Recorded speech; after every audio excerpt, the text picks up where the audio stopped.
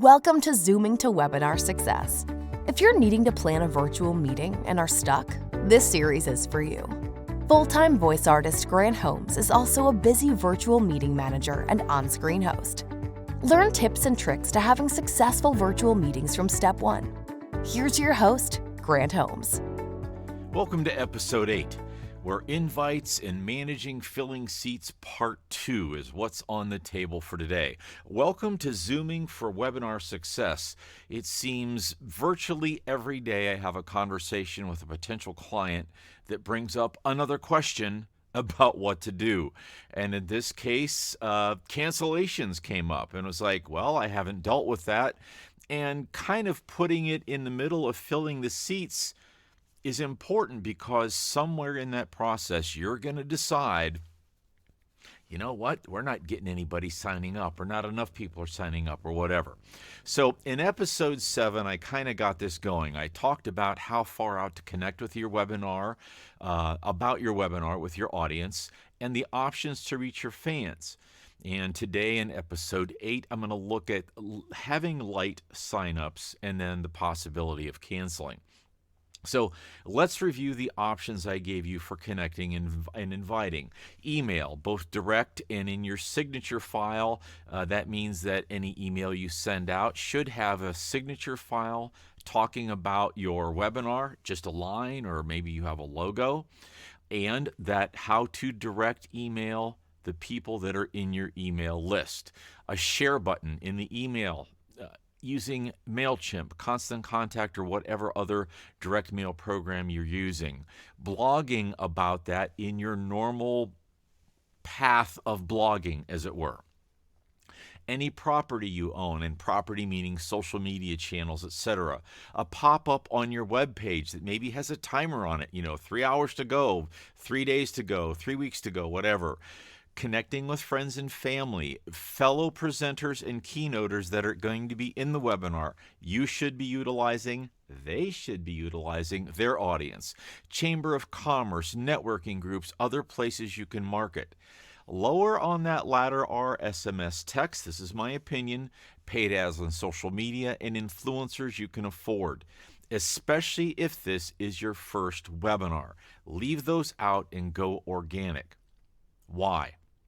We need to remember that people love to buy and be involved with people and organizations they know and trust.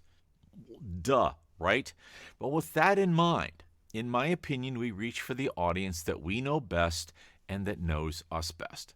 Long term, we should be working to always build the long-term audience, and virtually the entire list above, except for those last 3, helps build audience. So we need to start looking at that audience first when we start reaching out, that audience that we know and love love us. If this is your first webinar, I'd also suggest reaching out in the most organic way possible.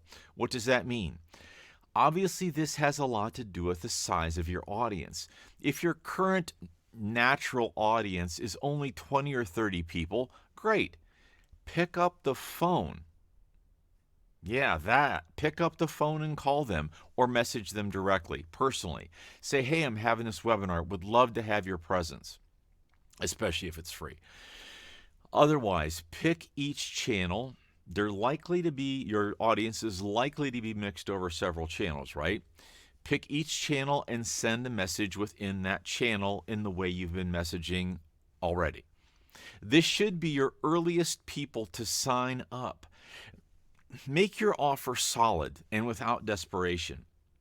Many clients I work with get nervous at some point ahead and want to start begging the audience to attend. Don't. Act like this is just the normal thing. Just act like it's no big deal. Remember, one of our first points we talked about was that you've been building an audience and they're already saying they want focused content. That means they're kind of already asking, when will you do a webinar? If your content or audience is that weak and you're not getting signups, I think you need to go back and reconsider your channels, your message, how you're approaching, all that stuff. If you decide to cancel, pull it off your site, or better yet, change the page to coming soon, date to be determined for the next one. And just let it fade on social media and other channels. No, we canceled notices, didn't have enough people, sorry, it sucked. Regroup and reconsider. The only time you should announce a cancellation is for reasons other than like low sign-up numbers. Maybe somebody got sick, an emergency came up, something happened that the content timing wasn't going to line up, anything but that, and then just say, hey, gang, we didn't cancel, we're rescheduling for a future date. Unless whatever happens, there's just no recovering it, and that's a whole nother thing. If signups are still really low and you're getting closer and closer to the date, go back to that first step of calling. Yes, calling close friends and get some bodies on the call. Even if it feels like the audience is way less than you'd like. I was on a webinar last week with a lady that had amazing content for nonprofits. There should have been 200 people on that call. There should have been 30 people on the call. There were 4 of us.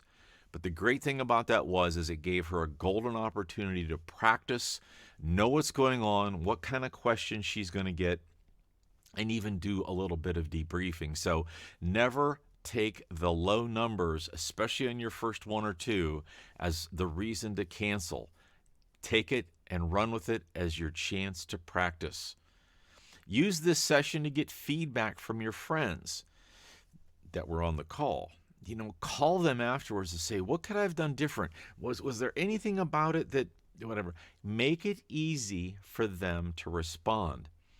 I was just on a webinar about webinars this week, and the survey form they sent out afterwards was typed in an email. Please copy this and put it in your email. People aren't going to do that. With all the amazing content they had, it was the clunkiest survey I have ever seen and really off-putting. Make it a 3-question thing, blank, blank, blank, blank, and we'll talk about that debriefing and surveying in an upcoming episode. Anyhow, I'd love to hear your questions and comments. Please, below or feel free to connect with me at voicepro@grantsvoice.com. This series is for smaller organizations and solopreneurs that may not be tech savvy, don't want to know all the steps, or don't know the steps, whatever. Over this series, I'm going to lead you through the significant decisions and capabilities you'll need to Zoom to webinar success. And as always, if you need help now, don't hesitate to reach out. Thanks for watching.